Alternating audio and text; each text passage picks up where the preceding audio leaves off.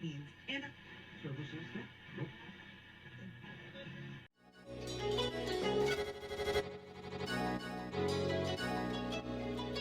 let's go. He wants to jump 1,000 cars. Sir, you have 1,000 cars. I don't think I'd attempt to try this stunt. Or we owe this horsepower to Uncle Sam. Too many cars. Car. Roses would be... Like I put my beer belly on it. If you can't immediately tell somebody how many cars you have. You'll really give those uppity yuppies something to think about. Stay on the bar. Don't go off the bar with your Bronco. 1980 Volvo horns, what's right? I want a man's coolant.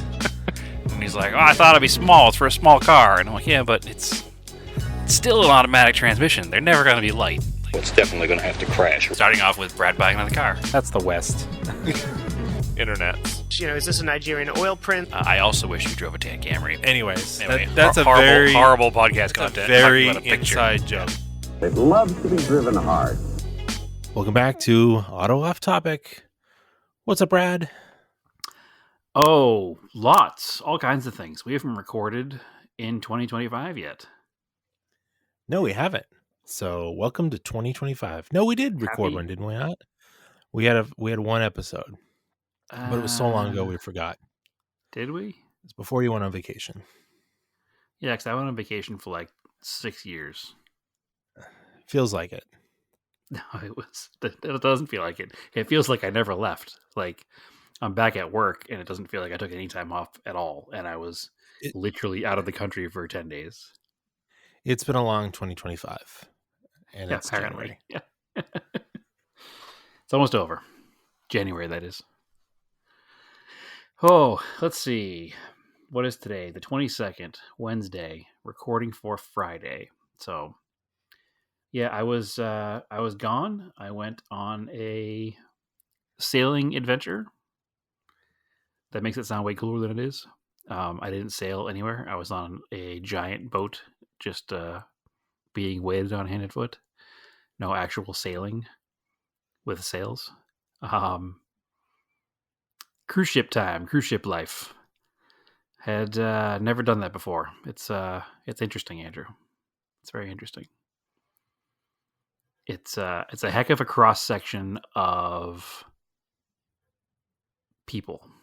That's for sure. What if we took an entire small town on vacation? Yeah, that's basically it. I'm not okay. Let's real quick cruise ship talk. I've always been kind of anti-cruise ship for lots of reasons.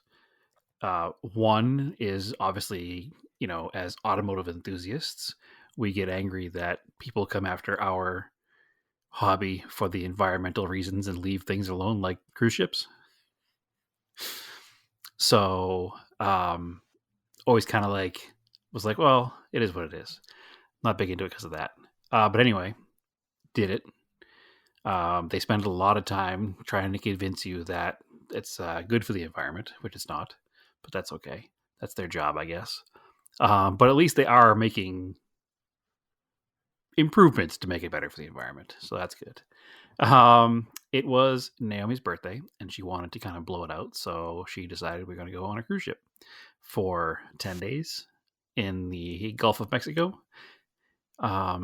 On the east coast of Mexico into Belize and Honduras. And that's what we did.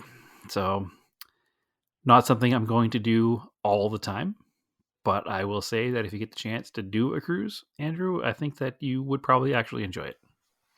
So maybe. Listen, I was anti it right up until we were on the boat, and I had a good time pretty quickly. Again, it's not something I want to do all the time because it's not for me all the time.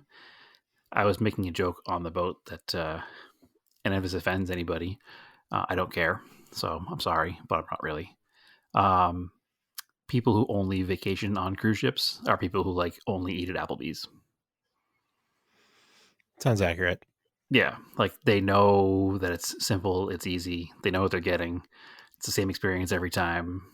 It's not terribly expensive, and it exists. So that's kind of how I explained it. But that being said, as somebody who occasionally eats at an Applebee's, I will occasionally go on a cruise ship.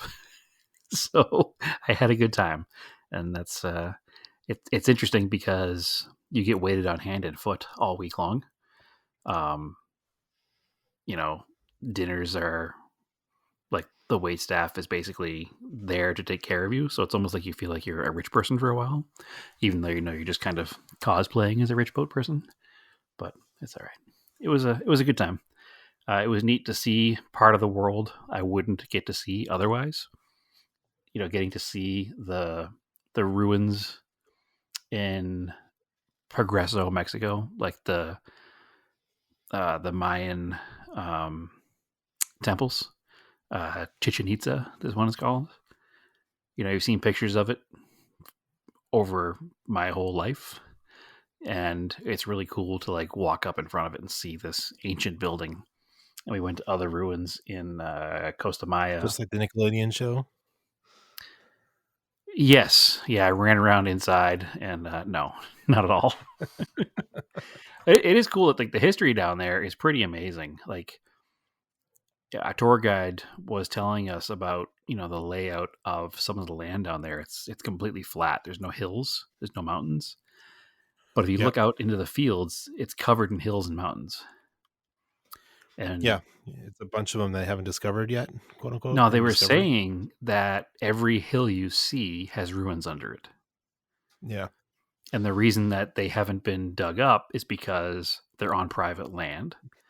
And basically what happens is the government says you can live there and you can leave it alone and not touch it. But the second you start to excavate it, we're going to come in and take it back and designate it as a landmark because we don't want it to be exposed without being cared for. So they kind of look at it as if the land is privately owned, you can live there and you can leave the ruins alone that are underneath because they're being preserved by the earth. And if somebody were to expose it, it would not be preserved anymore and it would be open for, looting or vandalism or whatever. So landowners just leave it alone. Very neat. And there's obviously some that they do dig up from time to time, and they're still uncovering new stuff all the time. Like we were at one of the ones in Costa Maya, and the particular one was like 3 months ago they discovered this thing and they started digging it up like 3 months ago. Very cool stuff.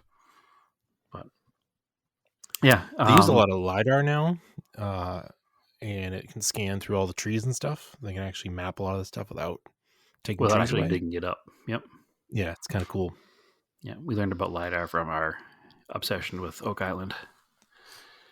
Yes, exactly. So, but anyway, it was cool. Got to cross off, I've been to Mexico before, but got to cross off Belize and Honduras from my list of countries I've been to. So, and outside, I haven't been to South America, so that's pretty good. Neither have I. I've been to Central America. Oh, okay. All right. Yeah, that is Central America. Huh. Yep. Yeah, it's pretty far down. Like Honduras is pretty far down there. But it's interesting. It's eye-opening for sure. And I'll say that the biggest part of cruise ship that bothered me a little bit was dropping in on these countries that have nothing, pulling up to the dock, going out into their country, seeing people begging for food and rolling away or floating away in a boat that I know has enough food to feed most of that damn country. That was a little bit hard on my brain. But if I didn't do it, somebody else would have. So yeah, it was an experience. And to bring it back to cars real fast, lots of cool stuff down there that we don't have up here. I was in Progreso and we took a 2-hour drive to where the ruins are from the port. And, I was just obviously obsessed with looking at random car-based pickups from every manufacturer and small to mid-sized pickups from every manufacturer. I did see one like Hot Rod Datsun 510 cruising around. Beetles, obviously, everywhere. Volkswagen Beetles everywhere. We did. I forget where we were. Probably Cozumel, and we went to a resort, like an all-inclusive resort for the day, and we took a cab back to the ship, and it was a Mitsubishi Expander. What on earth is that? Well, I'll tell you what, I saw them around everywhere, and when one pulled up as a cab, and we were the only people left waiting for a cab back to the boat, and it was a Mitsubishi, I was joyous because I always want to ride in random Mitsubishis. I'd have to say it's like the spiritual successor to the Expo LRV. Okay. So it's a little mini MP. It's an MPV, so it's not quite a minivan. Doesn't have sliding doors. It has 4 doors. It's like a tall station wagon, but not tall as in ground clearance. Tall as in like roof height. Yeah. So very neat little vehicle. It's a small engine. I forget what engine it was. Nothing fancy, just a 4-cylinder. But what's cool is I was digging into it, and in one country they made one called the something Expander R4 Expander Evo? or something. Basically an Expander Evo, and it has a de-stroked 4B11. Oh, so okay. it's instead of a 2-liter, it's a 1.6, and it makes like 350 horsepower. Oh, okay. Yeah, so it's not something that's like you can go buy, but they made it for like some sort of racing series. So I was like, that's rad. I want that one. So yeah, it's nothing that like, I desire to own one, but it's neat to have ridden in a random out of market Mitsubishi. It's funny, I was talking to the driver, because as I do about cars, and he was very interested in talking about it actually because he liked it a lot. And he likened it to, he goes, "Do you remember the brand Datsun?" I was like, I do. Sorta. He's like, that's what I like about it. He goes, "It's very simple, like an old Datsun." I was like, oh, okay. So he said, "You open the engine?" He's like, "Change spark plugs, 10 minutes." So I saw no resemblance to anything Datsun other than it's a 4-cylinder, but it was a neat experience. So it's odd to me that they don't try to sell stuff like that here, because why wouldn't Yeah. it exists? I mean, I don't see why they wouldn't. They sell it in so many other parts of the world. It's already on this continent. That was in Mexico. Just get it emissions approved and send it. But yeah, that's Not about sure. the only car stuff that happened. So yeah, I would 100% recommend cruise ship for somebody. I had a really good time, and didn't think I would until I did. So, yeah, they're going to be out there anyway, and if you don't go on it, somebody else will. So whatever. It's true. But anyways, Well- yeah, that's why we haven't recorded for a while, because I haven't been around. Speaking of old polluting clunk buckets, what have you worked on? Ouch. That one hurts. That hurts, Andrew. Let's see. Project car update time, huh? Cressida. I think I mentioned last time I drove it, it made a really weird noise in the rear and started grinding like crazy in the rear brakes. So I thought that happened at the Japanese car show. So that was the right side. Oh, okay. So the right side, it blew the wheel cylinder the night before we were leaving to head to California. That's what happened on that side. It had previously broken a spring inside the drum. So I just fixed that right side at the time, and we drove to California, and it's been fine ever since, so I never fixed the left side. Well, that's Brad math. Honestly, it wasn't that I didn't want to do it. It was just we fixed it in an emergency to go to California with it to make it to JCCS. That was when we met you there, actually. And okay, it got there, it got back, everything was fine. And then I just kind of didn't think about it because nothing else was broken. And it wasn't like I had replaced drums or shoes. It was just a couple of parts inside there. So I just kind of let it ride. Well, the same thing happened to the left side. I was driving home from probably 4 till 4, I think, a couple weeks ago. And actually more than a couple weeks ago, it was probably late November. And coming down my street, it made a big clunk and then a grinding noise. And I opened it up, and there was absolutely brake fluid leaking from the brake cylinder, but the grinding noise was exactly what had happened on the other side.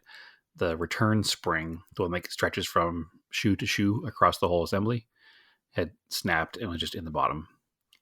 So I don't know if it was the last time brakes were done on the car, it was just a poor set of springs that were put in there, or what. But the shoes and the drums were in good shape still.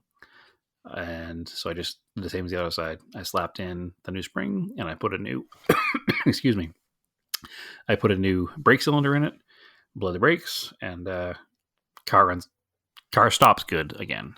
So simple repair. I did that the day we got back to Phoenix from the cruise to kind of get back in the groove of car stuff. Let's see. What else have I done? The Dodge Ram 50, the Mighty Max. It had very dim headlights. So I checked to make sure that there was 12 volts going to the headlights, and there were. So I knew it was not any issue other than just old headlight bulbs. So I bought a couple of bulbs. Sounds, Yeah, took the retaining rings off, and the bulbs literally fell apart. They're, a sealed beam, and the seal was no longer sealing. So they were just kind of full of grit and dirt, and there was no reflective quality left. And the lens kind of fell off the base. Yeah, it reminded me of the Volkswagen Beetle you guys had the issue with the taillight when you thought it was dim and it was just full of dirt. My mom's Beetle? Yeah, when you first got it. Oh, yeah. You guys thought the light was dim, and you went to take it apart to investigate it, and there was no seal on the lens, and it was just literally full of desert dirt. So you cleaned it, and it was all better. I forgot about that. Yep. So it was the same kind of thing happened here. The headlights were just old, the seals had gone bad, any reflective quality was kind of gone, and they were just full of dirt. So putting new headlights in it solved the dim headlight problem. I did get one souvenir while I was in Mexico. Actually, technically two. I bought 2 Mexican blankets, matching Mexican blankets that are like white and tan and gray stripes to kind of match the color combination that's on that Dodge Ram 50, because the seat is worn and it's threadbare. And when you sit on it, you get covered in like this shiny dust from the seat falling apart. Ew. So I covered the seat in this Mexican blanket that we bought for, I think, 800 pesos, which is like, it was 400 pesos. It's the equivalent of $8 for 2 blankets. So we picked those up and covered the seat. And now the seat is nice and comfortable. As far as the seat itself goes, the seating position still is not great. But I also did some digging in that, and I shot some pictures back and forth with Josh to compare the sliders and everything to what's in his truck. Now, he has aftermarket seats in his. He has a pair of Recaros that came out of an Alfa Romeo, I think, in his. But he knew what it's supposed to look like, and we were looking at the seat, and it seems to be that... So mini trucks were a huge thing in the 80s and 90s, and there was like tons of aftermarket support, like almost like owning a Jeep. And one of the things you could buy were aftermarket seats. So looking at this seat and comparing how it mounts, and looking at pictures of other Ram 50s and catalog pictures of Ram 50s, the seat in my truck is not factory. It looks like it's an aftermarket seat from in period, which explains why it has that flip and fold armrest with cup holders. I thought that was maybe custom made by a previous owner, but it looks like it's all part of some sort of aftermarket seat assembly. But because it's a universal seat, the brackets that are on it are meant to direct bolt to the floor, but they're bolted to the sliders. So it's probably 5 inches higher than it should be. Oh, that's which a is lot. why it's why it's super awkward sitting in there. So I sat in Josh's truck, which has the aftermarket seats bolted directly to the factory sliders, and it's immediately more comfortable. And not just the seat itself, like the way your legs are positioned, the way your ankle has to be to operate the gas pedal. It's just tons more comfortable. Is it So, better than a Tacoma? I don't have much seat time in a modern Tacoma. I couldn't tell you. They feel like your legs are straight out and you're sitting with your butt in the floor. Well, I can tell you right now that my truck is the opposite of that, because it feels like my knees can't bend any further in and my ankle can't bend any further up. So I'm like completely scrunched into the vehicle. His truck does not feel like my legs are straight out. No. So it's much more comfortable. I'll put it that way. So I was thinking I was going to have to modify the gas pedal to make it more comfortable, but in looking at the seat, we're going to be able to modify that seat base and chop probably 3 or 4 inches out of it and bring it much closer to the floor, and it should be able to work much, much, much better. Worst case scenario, we can take the sliders out, because, I mean, at the end of the day, it's a small truck. The seat all the way back is really all it needs to be. I don't know anybody who would need to push the seat forward, because you'd have to be like 3'6" in order to have to slide the seat forward. So also where it's at right now, it's so tall that the steering wheel literally rubs my pant legs, like my legs. Like it's constant contact with me. So it's definitely too tight in there. So that'll be fixed. We kind of did a brainstorming session on that. Also, after doing the headlights, I drove it to Josh's house to look at it some more and to do some other stuff with him and Mike on a Porsche race car. But we looked at it there, and that was our conclusion of what we're going to do. But the important thing there is I drove it all the way to and from Josh's house, which is about 30 miles each way, all highway, and cruised the thing at like 75 miles an hour the whole way there and back. Maybe 70. But it had no issues at all, and that's its first like successful long trip. Before that trip, I'd only driven a grand total of 75 miles over 3 weeks and came home on a tow truck 1 out of 2 trips. So I think we now successfully have a good running vehicle. So that's good. Yeah. So all positive car updates here. Now I need to move on to some other stuff. So how about you? Have you worked on anything in the Arctic blast of New England? No, because it's been below freezing for like 3 weeks, so I haven't worked on anything. They did call me, tell me the engine's basically ready to be picked up, but they're waiting for the crankshaft to come back. Excellent. And he just wanted to double check with me that I wanted it painted red like the head. I was like, yeah, that's fine. Paint it red for me. Yeah, might as well. I have to do it. Yeah. The amount they charge for that, considering what you've already paid, is probably not much anyway, so screw it. Yeah. So yeah, I'm just waiting for them to call me back, let me know it's ready. Hopefully next week I'll go pick it up and start putting it together. That'd be cool. That's really all I'm waiting on. Yeah. Again, it'd be great to get that done, over the winter so that you have maximum time to enjoy it next driving season. Basically, yeah. Awesome. I have another story. I'm not working on it, but Naomi's daughter Courtney has a 2017 Sonata. Yep. 204,000 miles on it. And as Hyundai Sonatas with 4 cylinders do, it started burning oil. Mm-hmm. And I went and talked to a person I knew at a Kia dealer and asked him what the deal was, because I was pretty sure there was either an extended warranty or a class action lawsuit that made Hyundai have to replace these engines. And he said that you cannot get a replacement engine until it either is constantly knocking or is seized completely. So I said, okay. And we Challenge just accepted. challenge accepted.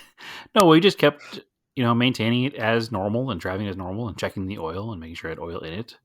So while we were on the boat, actually, we got a call from Courtney that her engine was knocking.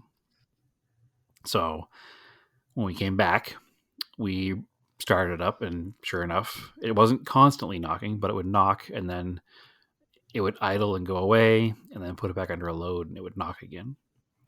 So we went over to the local Hyundai dealer and thankfully got a very good service writer. So one thing that I was not told was that they will not cover an engine if you haven't been up to date on your recalls. Yeah. One of those recalls is a knock sensor, a new design knock sensor. Okay.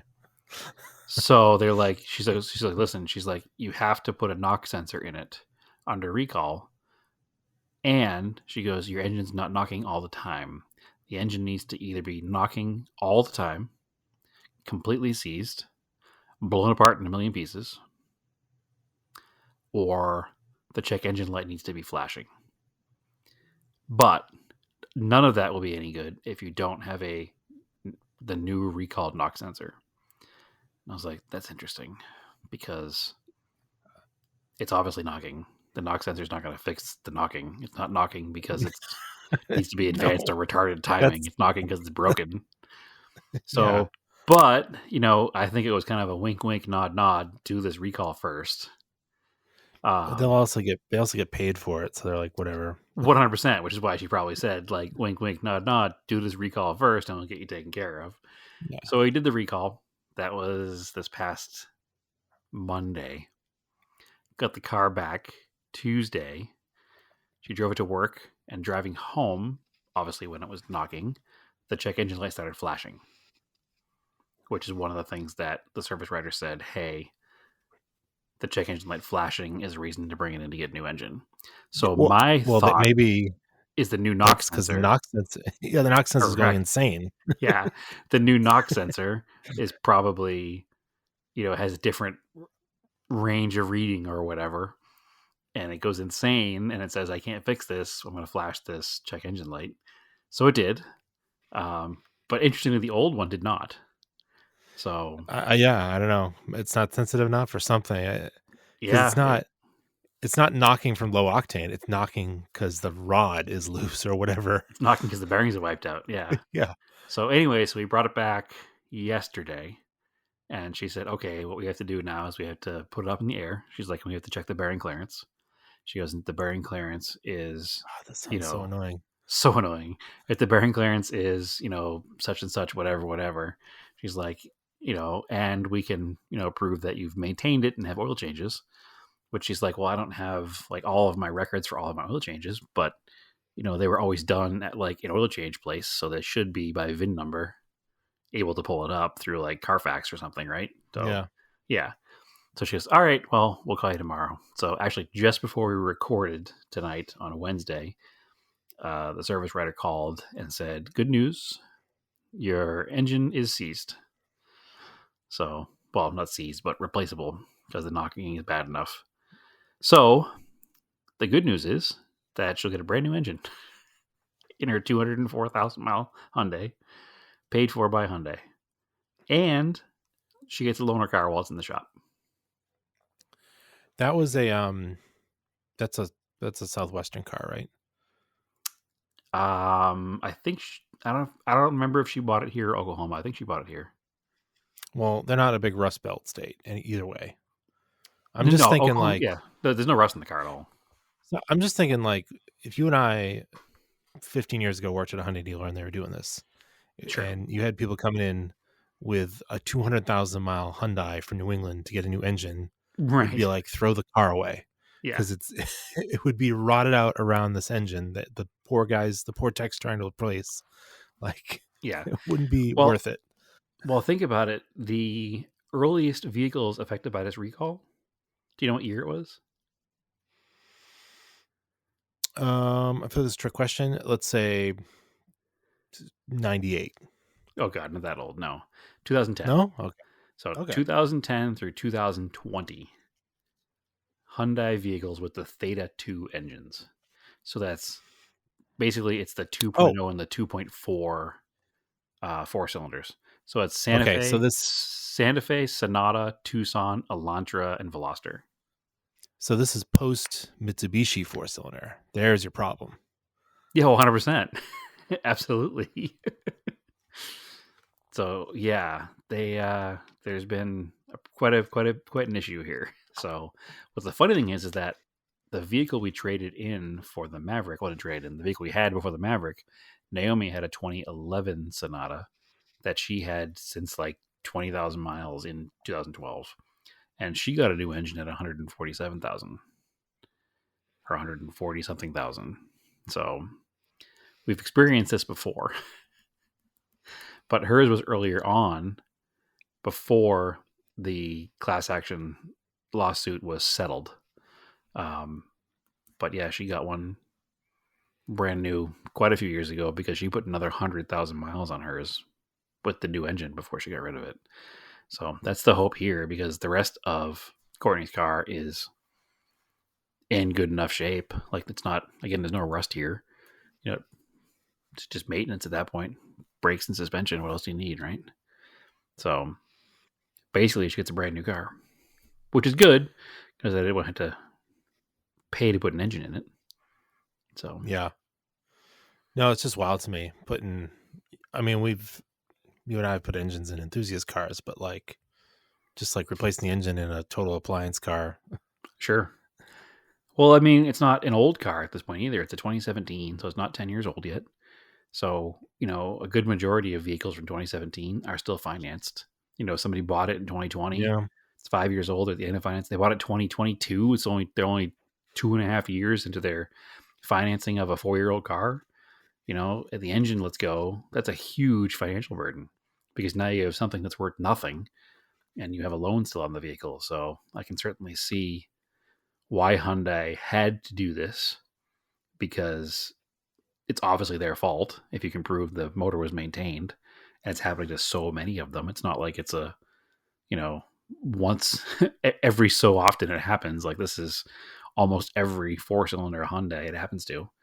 So obviously the lady at the dealer knew how to make it work, and she made it work, and now we get a new engine, and here we are. So it's good. So, and she's going to get, her loaner is going to be a Santa Cruz. So wow, it'll be interesting to compare the Santa Cruz with the Maverick.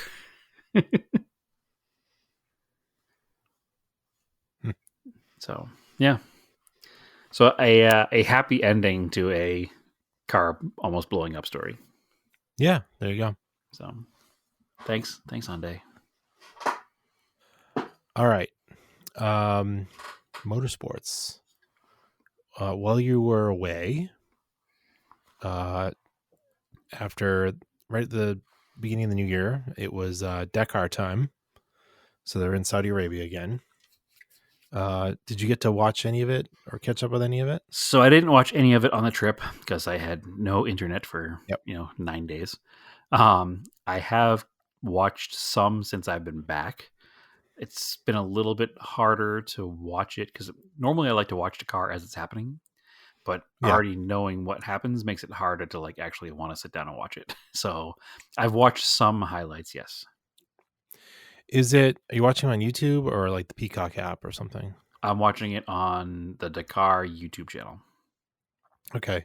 I wonder if they have separately on the Peacock. I was watching on there instead of when it was on cable, like NBC Sports a couple years ago, there were only like half-hour episodes. On Peacock, they did 48, 50-minute episodes.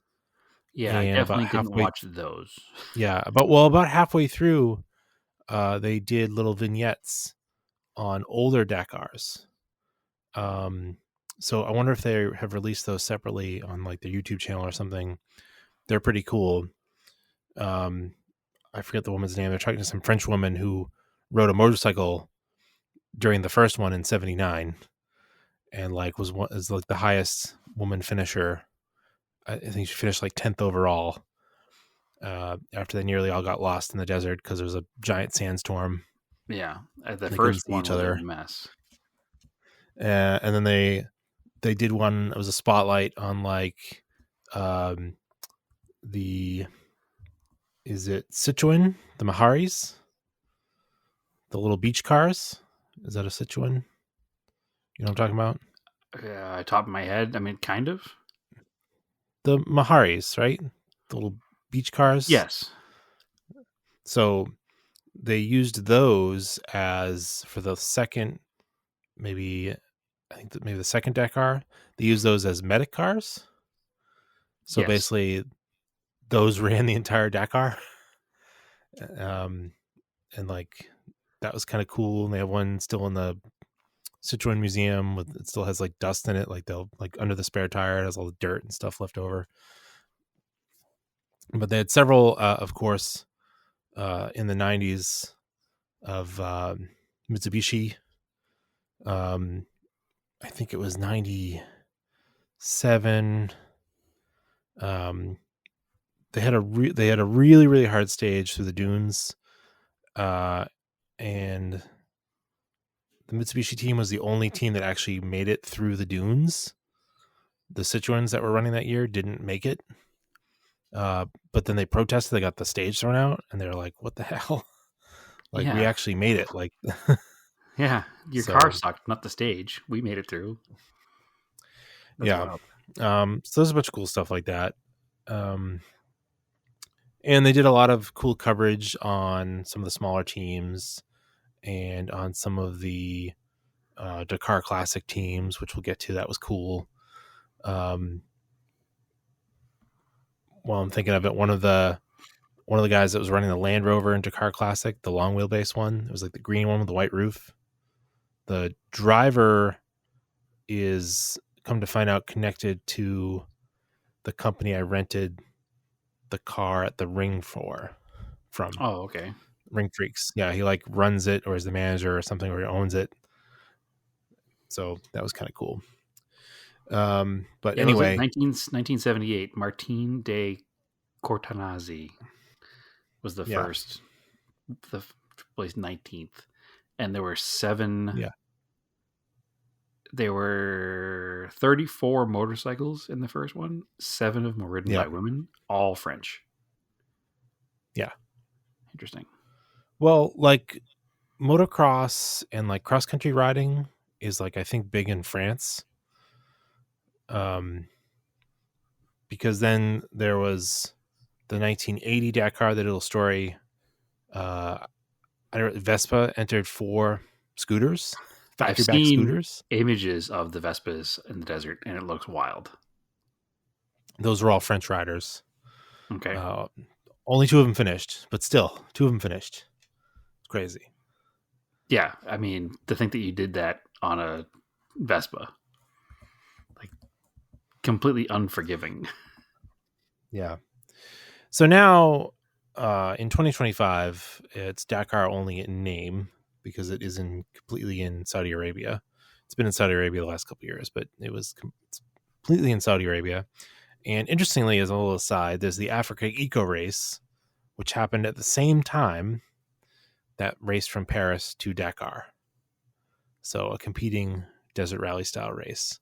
But I only saw coverage of it on Instagram. So I'll have to look into Doing that the some more. actual original Paris to Dakar. Yes. Okay. Which is the one that Kenjiro was trying to do before he passed away. He wanted to do that. He was trying to raise money to run the Africa Eco Race because it is the spiritual successor to Dakar. Right. But Because Dakar is not Dakar anymore. Yeah, it's just in name. They just use the name because desert racing, cross country, rally raid is huge in the Middle East because obviously the Terrain. Yeah. terrain makes it perfect for it. It looks, it's all the same. So, this year's Dakar was really, really hard for a lot of competitors, a lot of top competitors. Like they had the prologue, which is like the first sort of shakedown stage. It's like a stage that doesn't Kind of count. sets, Yeah. it sets the starting order though. And then they had the first stage, and then they had the second stage was the chrono stage, which harkened back to earlier versions of Dakar, where the competitors have to do 2 stages, so 2 days, 48 hours, with no outside assistance. So they had to run. I guess they had checkpoints set up. You just drove until 5 p.m. In that time zone, whatever that time zone is. And then whichever closest checkpoint you're at, that's where you stopped. That way they knew where everybody was. Yeah. So most of the top people made it to like the last checkpoint, but other people who aren't pro teams and pro riders or whatever didn't get that far. So they had to stop wherever they stopped. But that's where they do, everybody's using tents. It doesn't matter if you're the factory drivers for Ford, Dacia, whatever, you're sleeping outside in tents. There's no campers, none of that stuff.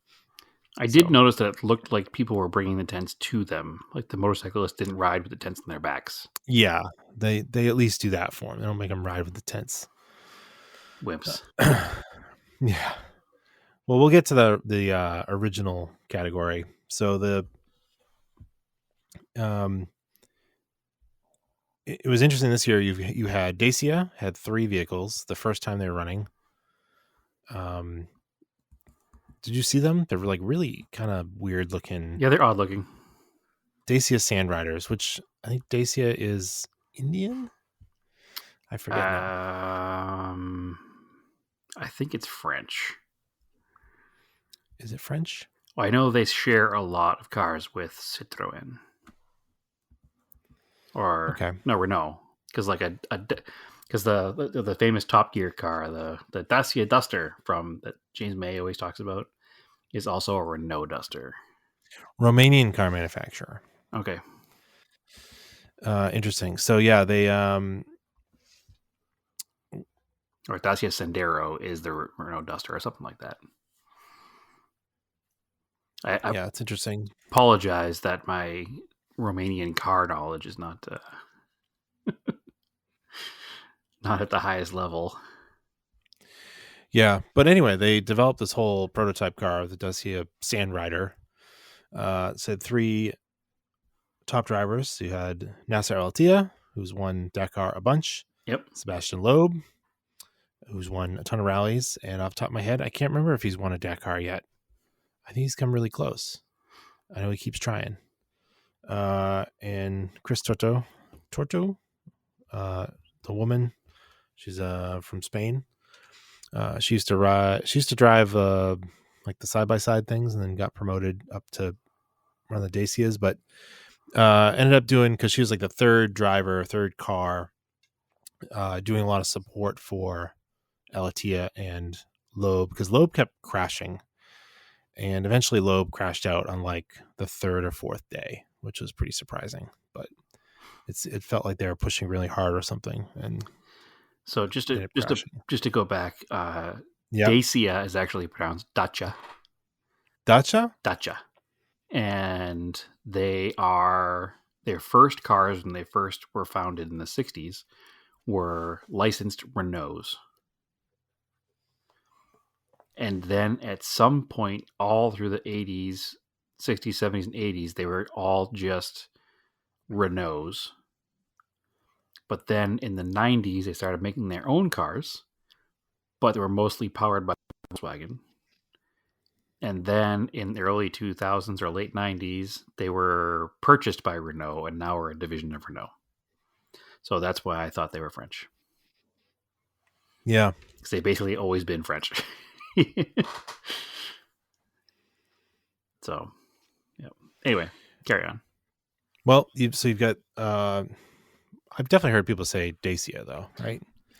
Well, listen, some people say Porsche and some people say Porsche, Jaguar and Jaguar. Like, I just know that when I Yeah. was watching the coverage of the event, when they were talking to the drivers of the Sand Riders, they were pronouncing it Dacia. And I just looked it up and it says the pronunciation is Dacia. Oh, So okay. basically D-A-T-J-A. I thought I heard the announcer saying Dacia. Well, they could have also been wrong. But again, like I said, what's right, Jaguar or Jaguar? What's right, Porsche or Porsche? What's right, Renault or Renault? So, all right. So from now on, it's Toyota. yeah, Toyota. Toyota. As Art says. Toyota. Yeah, you've got top teams. You got Toyota, Ford, Mini. Excuse me, Andrew. It's Fjord. Fjord. Yes.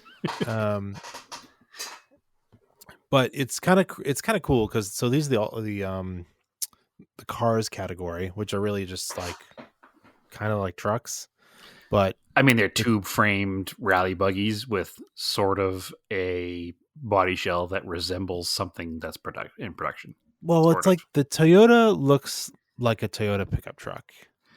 The Ford Raptor. Yeah. The Toyota is the one that looks the most like a Toyota pickup truck.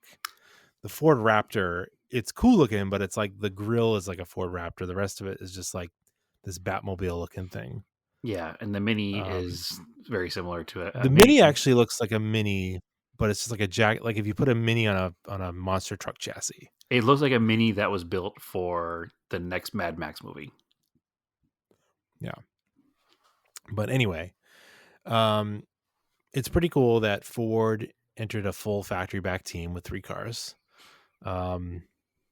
With Ekstrom and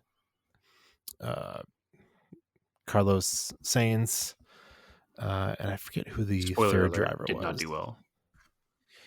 No, he did really well. He did really poorly. He was pushing really hard and rolled the truck during the chrono stage. Drove it with like no body work, no windshield. They finished the chrono stage, and then the FIA said, "Sorry, the cage is broken. Yeah, there was too much damage to the cage. We're not going to let you fix it." And that's actually what happened to Loeb too. They damaged the cage enough. They just said, "No, you can't keep." I mean, which stinks for the team, but it makes sense. Like the cage is built to FIA regulations, and it gets damaged in competition. You can't fix it in the side of the road in the desert and still have it be as strong as it was before. Yeah. So I get it. So the Sand Rider is the Dacia. And I just looked up real quick to see what it was based on, to see if it was based on a production car. And it's not. It's based on their concept SUV called the Manifesto. Yep. Yeah, the cars class can be prototypes. It doesn't really matter. But do you know what it's powered by? I don't. Okay. VR30 DTT. VR30 DTT. Infinity Q50. Oh, weird. Yep. Yeah, it sounded pretty good, actually. Well, listen, Nissan and Renault are now in bed together, and if Renault owns Dacia, that makes sense. Oh, okay. So it's all coming together there. But yeah, it's a VR30 DDTT.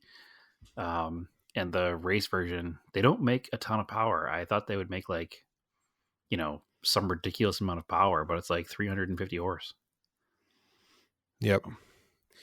But shout out to Seth Quintero, who's an American driving Toyota. He won a stage, a couple stages actually.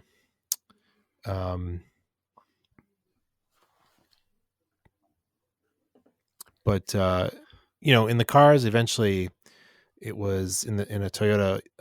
Yazid Al Raji just kind of built up a huge lead, and then nobody seemed to be able to catch him after 2 weeks. So it's quite impressive to keep up that. It's just impressive that they run for 2 weeks. Like it is 7,700 kilometers. It's so far. Yep. And then the time, like at the end, 52 minutes. Oh, sorry, 52 hours, 52 minutes. Yeah. I mean, So that's like driving from Boston to LA and then back to like Oklahoma City yeah, at top speed. at top speed with no road. Yeah. Wild. So it's pretty impressive, yeah. And you know, and Ford did pretty well. They ended up third overall at the end for their first time out with a factory car. So that's going to be pretty interesting to see how Ford does next year with that Raptor. Yeah, I mean, hey, they did well the first year, so hopefully build on that. But Dacia didn't do terrible either in their first year out. So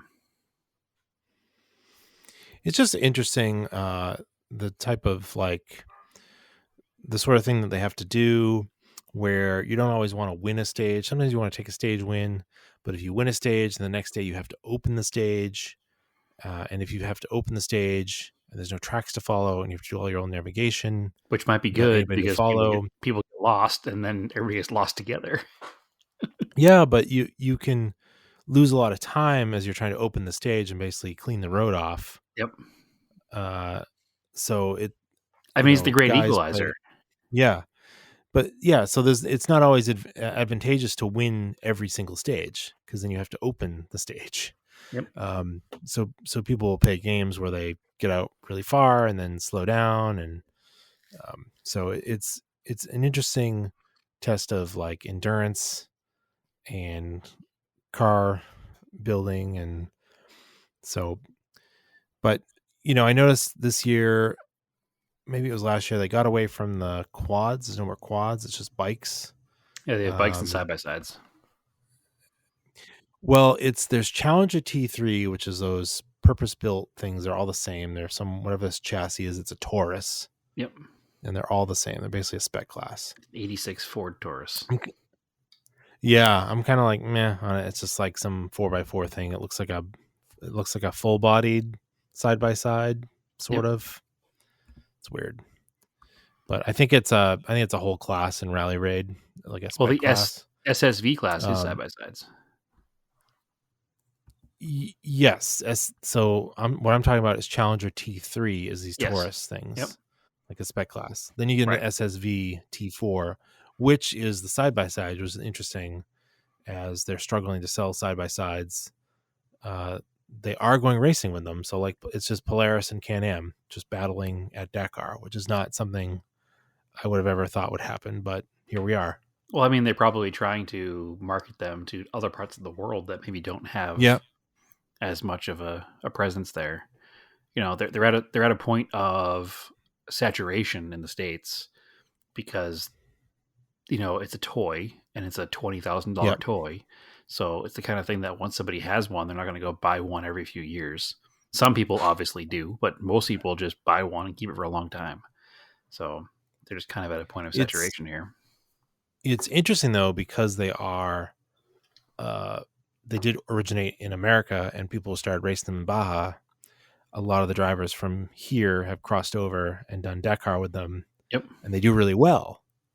So like Brock Heger, yeah. Actually won the whole Dakar on a Polaris. But you've also got Sarah Price, did really well, won a few stages in a Can-Am. So, and what's wild about them is they're not much change from a production version. Yeah, they really aren't. That's how good these things are off-road. That's why whenever I talk about being in one, I feel like it's cheating. Like it's just so good at driving off-road. Then I don't know much about the trucks, but apparently it's all Ivecos. Are they all Ivecos now? There's a Tatra. There's one Tatra. I'm looking at the results and it's all Ivecos. I see one Tatra. But yeah. So there used to be, the cool thing about the trucks, there's other ones here. If you go to the entry list, there's Iveco, Tatra, Hino, Scania, MAN. So they still do use them. Volvo. there's racing trucks and then there's fast assistance trucks. Yep. Those they're also in there racing. So, like, all of the big teams have fast assistant trucks. Sure, but So- even the big trucks, the way the class started was Mhm. the support vehicles racing each other as well. So Yeah.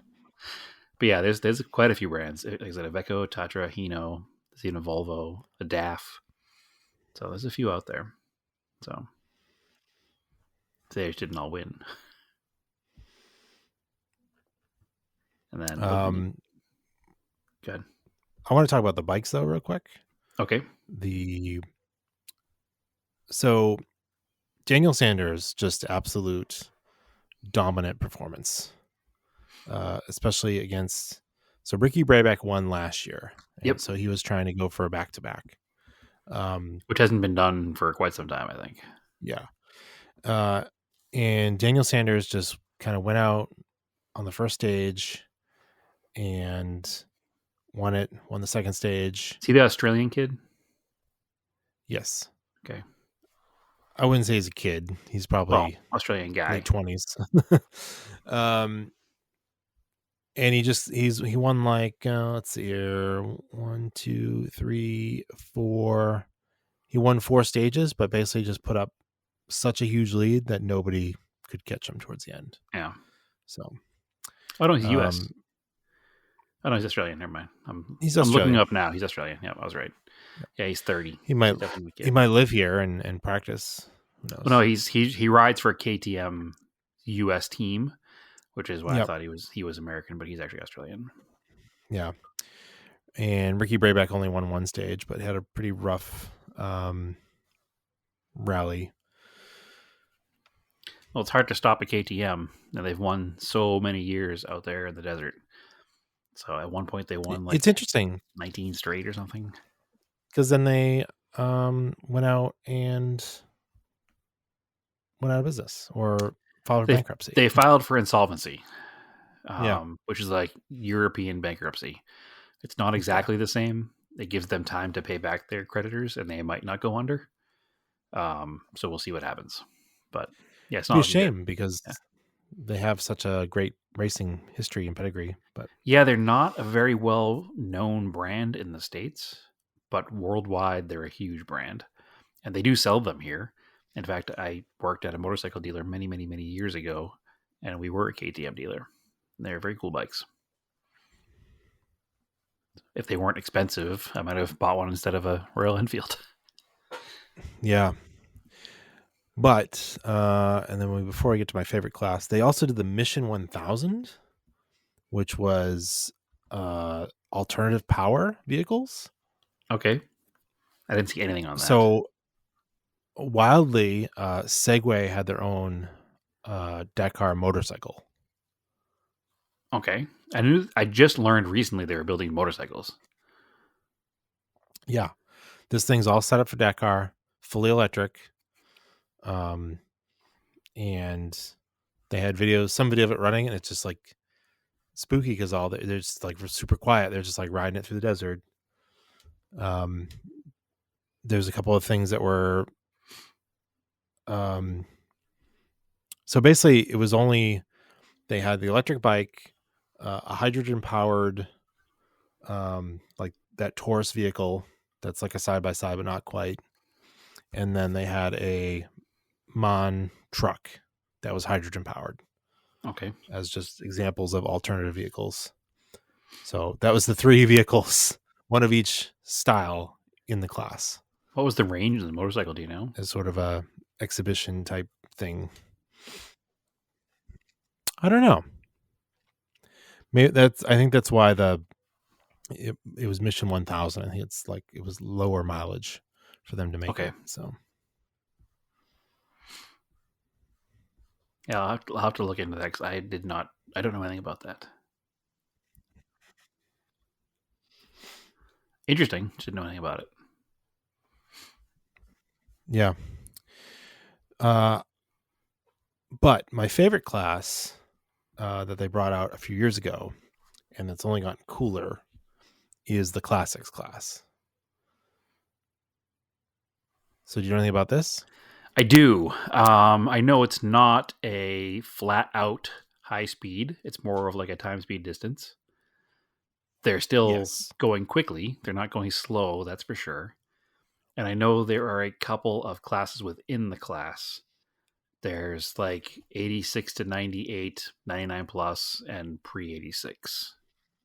Yeah. So it's interesting. They did say that they will adjust, if the navigation is a little bit easier, they will raise the average speed. If it's more difficult, they'll lower the average speed. So to try to keep it interesting so that people don't get bored.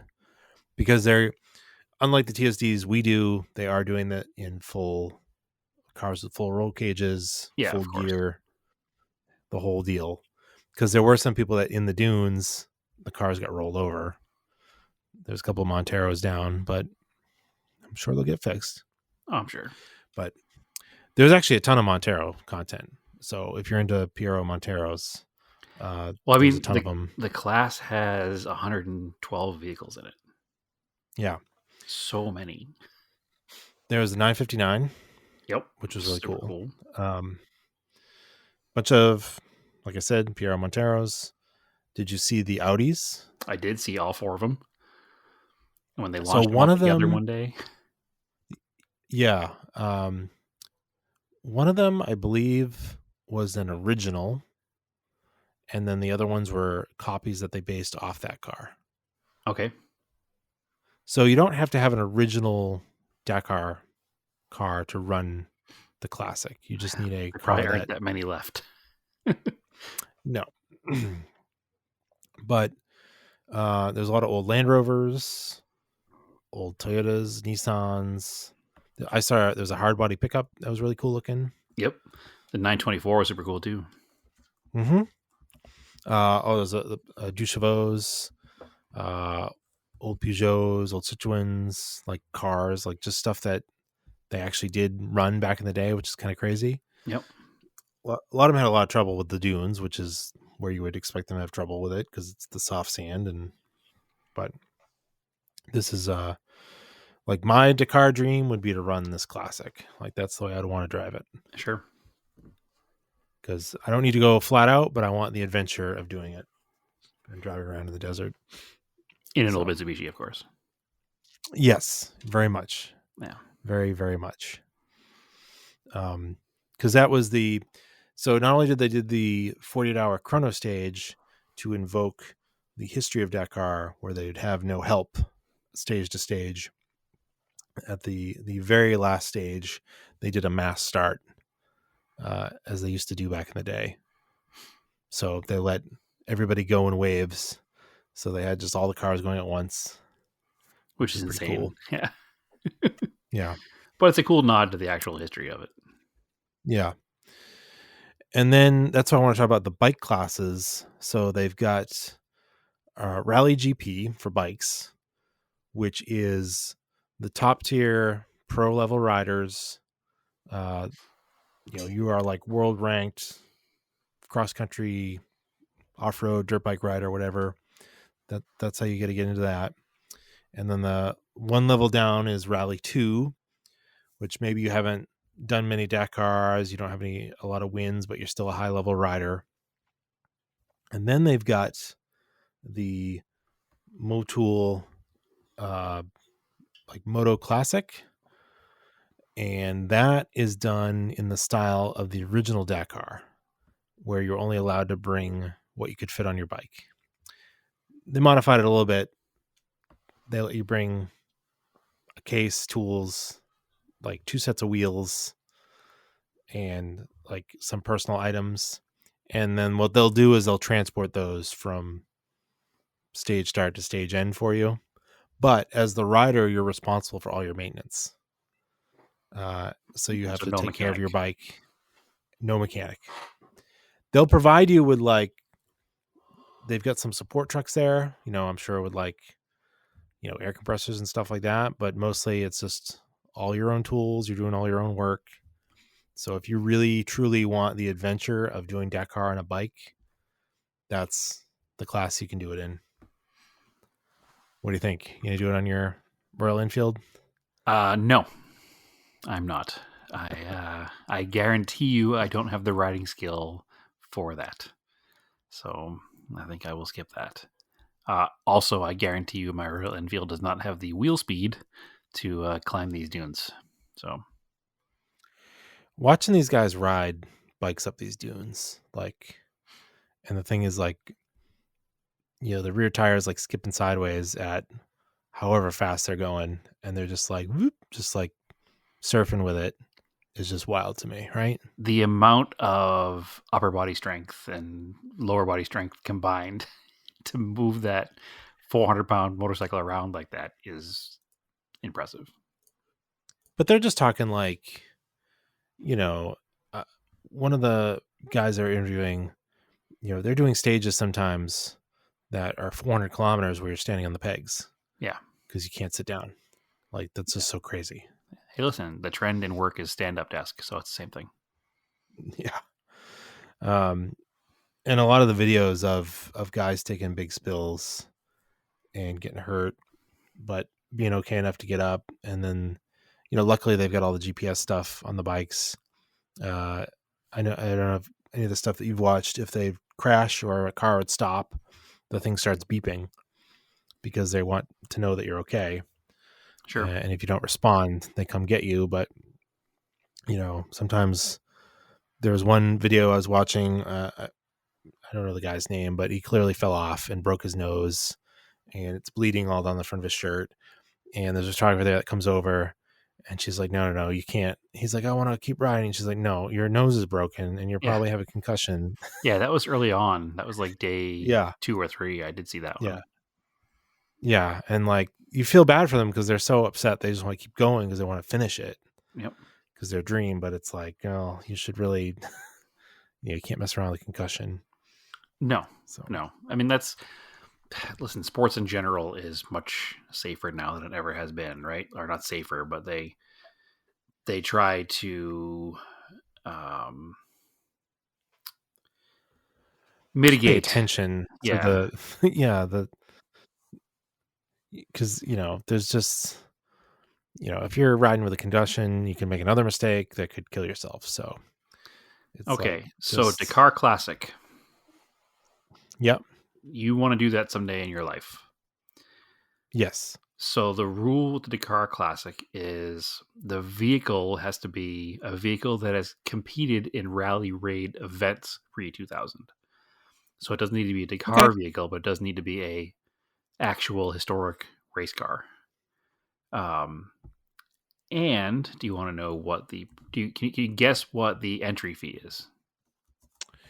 I bet the entry fee is $5,000. Well, you're gonna have to save for a few more years than that. 25,000. 17,168 is the equivalent. 16,500 euro. So it's about 17 grand US. So it's not cheap, but also, I mean, listen, people paid 9 grand to do or people paid 13 grand, to do the Copper State Classic. So, well, that's not much just more than that, and that's just the entry.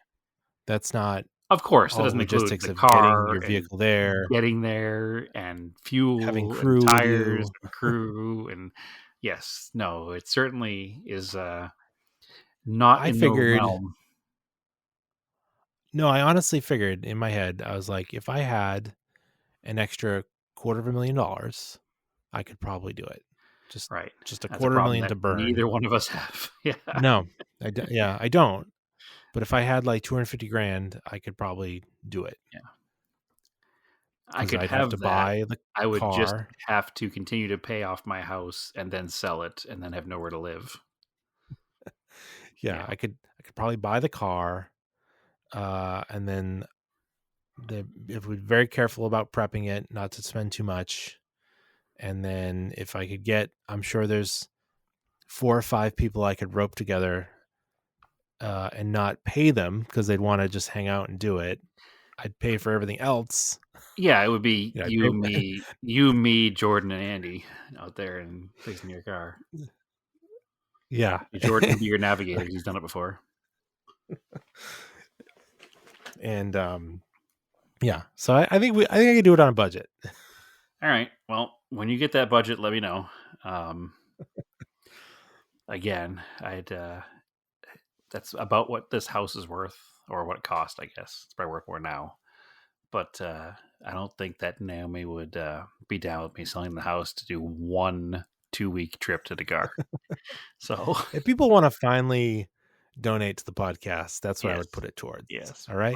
buy us a coffee. Yeah, buy me a Dakar. Yeah. Listen, you already have the Montero. You're halfway there. Yeah. Yeah. Does it have to be a vehicle that competed or a model that competed? See, that's not convert it. clear. That's not clear. It sounds like it has I to think be an I would- actual race car. I would try to find one of the old V6 long wheelbases that they ran. Absolutely. Back in the day. Either a first gen short wheelbase or a V6. I'd want to do a first gen short wheelbase just because, but Well, they did run the long wheelbase first gens. I'd do but that just for more room, lame. more stability. It's not lame. Short wheelbase is the way to go. But do you see that Italian team? I think I sent you. A really cool one. Were they driving a Ferrari? I don't know. No, they were driving a Piero that was in. It was a 2-door. I'll send it to you after. It was cool. Yeah, send it to me. But so Dakar's all done, which means this weekend, Rolex 24 and Monte Carlo rally. So we're back into motorsports season. I'm kind of bummed. I mean, we went last year to Rolex. That was awesome. I'm a little bummed this year because I want to see it in person, because Trackhouse is running a Corvette, which is pretty cool, with SVG and Connor Zilch and some older guy who's a Corvette guy. I can't remember his name. But that should be on, I believe, on Peacock. So should be able to watch that this weekend. So I won't be watching much of it because it's the final weekend of Arizona Car Week. So there's a bunch of stuff happening this weekend here. So well, good for you. It's on 24 hours. So after you come home, you can watch it at night. That's true. Yeah, we have a Kayusha Club Saturday morning, and Friday I'm going to Barrett, and also on Saturday I'm going to the Bonhams preview or Bonhams auction, because I want to look at those 2 JGTC Skyline race cars that are here, 2 R31 Skylines, that are actual vintage race cars from the JGTC. So yeah, it's wild to me that they're going to be in Arizona. It's wild to me they're going to be here too. Yes, it's wild to me that these 2 like iconic R31 JGTC cars are currently like 15 miles from my house. So yeah, they're really trying to. You're telling me they're really trying to pop off that Arizona Car Week, huh? They're trying to make it like basically Monterey, but in Arizona. I was a little irritated because of the cost of some of the events because of that. I wasn't going to pay $120 to go walk around downtown Scottsdale looking at the cars in the concourse. I don't blame you. That's not great. Yeah. No. I also wouldn't be going to Barrett Jackson on a Friday if I didn't get tickets comped to me, because they're $96 each. Oof. Yeah, that's not worth it for sure. And that's not even like, that's just to watch. That's just a walk in and walk around the show. Like you don't get a little paddle to pretend to bid or anything. That's just a walk around. No, it actually doesn't cost much more for a single day bidding pass, I don't think. Because I guess I they figure hope not, because if you're going to be bidding. Yeah. Do you want me to drop 10 grand or more or whatever? It's hard to spend less than that, I'll tell you that much. So what what company? That's not Mecum. Is it Barrett Jackson? Yeah. Okay. Yeah, it's a big one. I'm thinking of that. There was a Mecum auction, right? Recently. Mecum was a in bunch Florida. of JDM stuff. Yeah. That there's not like a Honda Civic SI that sold for like $60,000 or something. Yeah, $70,000, and a CRX that went for like $60,000. It's ridiculous. Crazy. What is cool at Barrett this year that I want to see is there is another Skyline, but it's like a 81 or 82. So it's that kind of like, it's not a GTR. They didn't have a GTR in that era. They called it a Skyline GT. But it's a custom that was built by Smokey Nagata, Okay. as in Top That Secret. sounds cool. Yeah. Yeah. So I want to see that. I don't know what else is there, but it's a tradition to go walk around there on Friday with some friends here. So we'll make that happen. So I just looked up That's cool. Dakar Classic just to kind of give Yeah. you an idea here. Eligible vehicles: 4 to 8 wheeled vehicles with bodywork compliant with traffic regulations, and for which Okay. a similar model took part in the Dakar Rally up to the 2005 edition, inclusive Perfect. or any other rally raid held during this period. However, the organizer reserves the right to select models that have never taken part in rally raids but are deemed historically relevant. They shall be categorized by their period as follows. Period A, vehicles produced before the 1st of January 86. Period B, after January 1st, 86 to December 31st, 98. And period C, vehicles from January 1st, 99 to December 31st, 2004. So Okay. that means that you already have a car. So you're good to go. I do. Fill that You baby just up with gotta some rip it apart, tires. age it. And yeah, so there's actually if you go on Dakar's site, there's a whole list of eligible vehicles. And there's some pretty neat stuff. There are pictures of all kinds of historic rally cars that you would not think had participated in Dakar. Like, I just clicked the arrow to see what kind of AMC I could do, and there are pictures of a AMC Eagle 4x4 that competed in Dakar in the 80s. Oh, weird. I didn't know Yeah. that. Yeah. So I click on Dodge, and you can use a Ram Charger. I also have a Dakar vehicle, Yeah. Colt? a D50.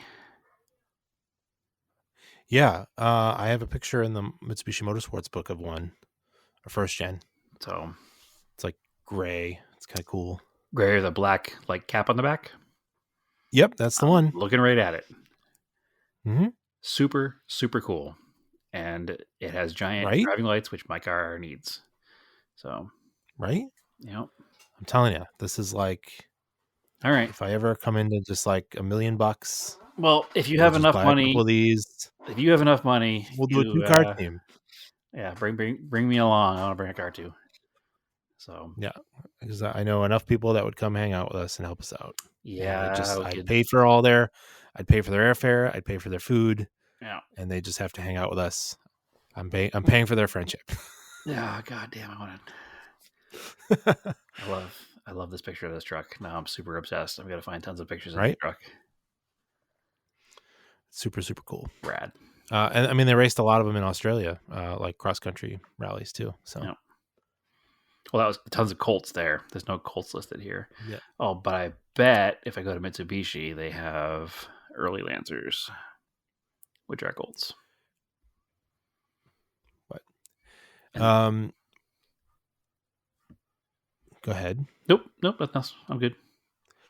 I guess we can do we haven't done a little scale autocast in a while, so we can catch up with that. Oh, what do you got? I haven't done anything. Yeah, I've been working on the Orlando Hunter kit. Okay. I got from Tiny 4x4, larger, well, wheels and tires that are actually more scale to 1/24 scale. Because I did some measurements and I found them on their site. And the Orlando Hunter has a specific drive pattern on the wheels. So this tiny 4x4 company made their own aluminum wheels that look like JDM, like 10 holes or 20 hole, like billet wheels. They look like Enki. There's a name for 'em. But yeah, they look like period correct Enkis. Yeah. And the tire looks like little Yokohama Geolanders or BFGs kind of. But I measured them compared to the kit, the Tamiya kit that I'm trying to put the body on it from, and they're like within 1 millimeter of the kit tire. So they look really good on there. And then I sent you some pictures the other night. I was test fitting because I was trying to think about how I'm going to mount the body. And I was like, well, I think I'm just going to put the body on the interior because it's got a full interior, right? So I'm just going to put the body on the interior bucket and then sit on the chassis and see what happens. And it fits nearly perfectly. Yeah, like I'm going to have to take the servo out of the mount because it's like kind of in the middle. Like it'd be in the driver's side footwell of a left-hand drive car, the way where it's sitting on the chassis. So I'm going to like pop it out and trace where it is using the chassis hole onto the interior floor pan. And then I'll have to get my little Dremel and cut it out. That's the steering servo? And it's the steering servo. Yep. It's up in the middle of the chassis almost. And it should then fit down over it. And I think maybe I'll just attach, I'll just use magnets to attach it. Interesting. The interior bucket to the chassis. Yep. And then I can use some magnets to attach the body to the interior bucket because I can just fill in with some styrene inside the body. And you could probably modify a kit, some kit that has a driver cat figure to like hide the steering servo pretty well too, I bet. I think it might end up being under the dashboard and in front of the seat. So just cut the guy's legs off. We'll see.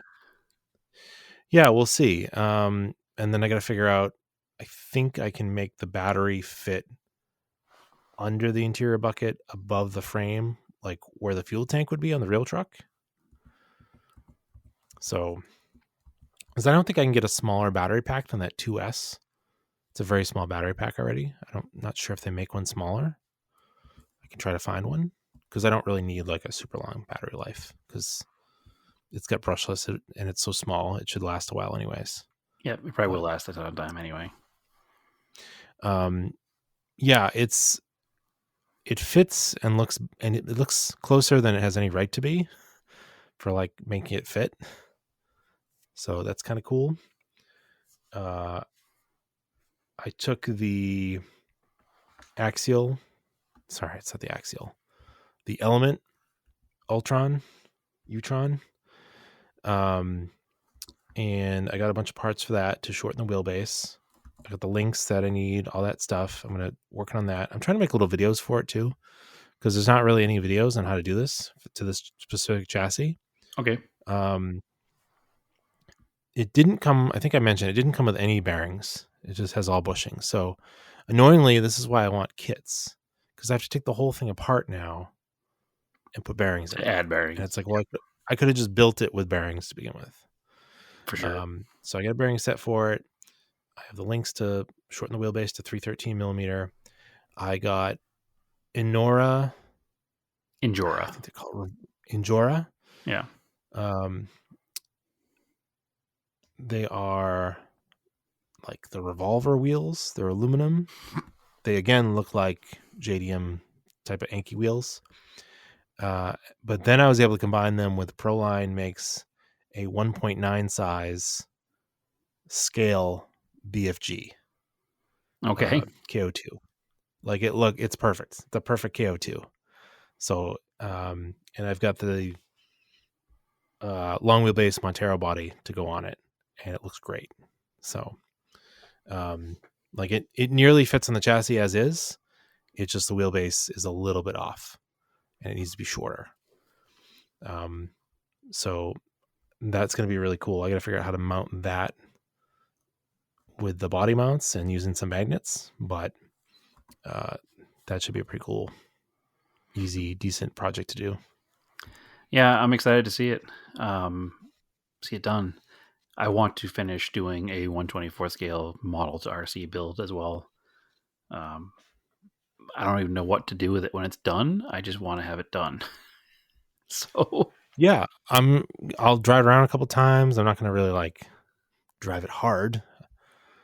I have other RCs to bash around, but I just want this one to look cool because I've seen a couple like it on the internet. Oh, the other thing I grabbed was I saw these advertised somewhere, probably on Instagram, called Joe ropes. Because so me and Marco were playing with one of the RC cars, and I let him have he's using the Futaba controller, and he was holding it, and I let go of it, and then he just dropped it Sure. into the dirt. I was like, cool, bud. I was like, you were holding that. So these Joe ropes are just somebody, this guy, his name is Joe. They're made in the USA. He just takes paracord, and they're not very expensive. I'm not going to learn how to make them. Sure. It just makes a little loop out of paracord with a buckle, and then another loop that goes around the base of the controller. And it also has a magnet woven into it and a little detachable clip. So if you want to take the body off with body clips, you can put them on the magnet so you don't lose them while you're outside. That's cool. And then you can let the controller just hang by your side. You don't have to put it on the ground or put it anywhere where it's going to fall on the ground. And yeah, it's pretty cool because I bought one sling that like goes over your shoulder or around your neck, and then he sells them separately. You can buy, because I have multiple controllers now because of these silly RTR kits. You can buy individual controller loops for like $10. So I have a couple controller loops for the different controllers, so I don't drop them, which is kind of cool. That's cool. I have not seen that, but it's a product that makes sense. So, yeah, because basically there's so many people that use these as trail trucks and crawler trucks, and he was like, "Oh, I was just tired of seeing people like put their controller down on like a rock and then it gets knocked over and breaks." So, it's interesting too because they also make like little straps to like go around in the axle of a truck, so you could like loop the front axle and then carabiner it to your backpack. I was gonna say, wear it like a necklace. Yeah. So kind of cool little product. No, that's neat. I have not had the experience because I don't have a small child at home, so I haven't not worried about it. But I do get it. I also did get my the bodies I ordered from England, the Lexian bodies, actually did show up just after Christmas or just before Christmas. I've got a Premier body, P10, because I wanted to make it, and because I wanted to make it worthwhile spending the money on shipping. I also got an 850 wagon body, which basically looks like it must have been a similar mold to the one that I had back in the day. And The same inaccuracies. I bought an yeah, a little bit. Maybe it's a little nicer. I have to look at it closer again. The Premier does have a big mold line that was hard to see in the ad. That's kind of annoying. But I also got an Evo 6 body just to put on the TTO2 chassis. Just something a little different. Excellent.